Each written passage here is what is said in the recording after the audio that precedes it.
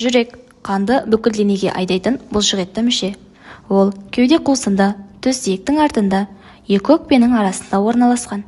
Жүрек төрт қуысты, екі жүрекше, оң және сол жүрекшелер, екі қарынша, оң және сол қарыншалар. Жүрек қабырғалары үш қабаттан тұрады. Эндокард ішкі қабаты жүрек қуыстарын қаптайды. Миокард жүрек бұлшық еті жиырылу қызметін атқарады. Эпикард жүректің сыртқы қабаты. Жүрек сыртынан перикард жүрек қабы қоршайды. Ол жүректі қорғап, үйкелісті азайтады. Жүректің қақпақшалары. Қос жармалы қақпақша. Сол жақ жүрекше мен қарынша арасында. Үш жармалы қақпақша. Оң жақ жүрекше мен қарынша арасында. Өкпе артериясы қақпақшасы. Оң қарынша мен өкпе артериясы арасында. Қолқа қақпақшасы. Сол қарынша мен қолқа арасында.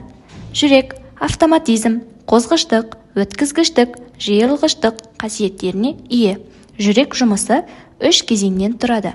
Бірінші, жүрекшелердің систоласы, жиырылуы, қан қарыншаларға өтеді. Екінші, қарыншалардың систоласы, қан өкпе артериясы мен қолқаға айдалады.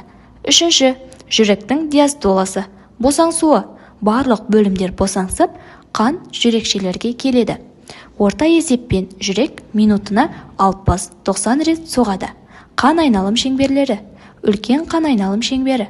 Сол қарыншадан басталып, оттегімен байытылған қанды бүкіл денеге таратады. Ал венозды қанды оң жүрекшеге қайта әкеледі. Кіші қан айналым шеңбері. Оң қарыншадан басталып, венозды қанды өкпеге жібереді. Онда қан оттегімен байытылып, сол жүрекшеге қайтады.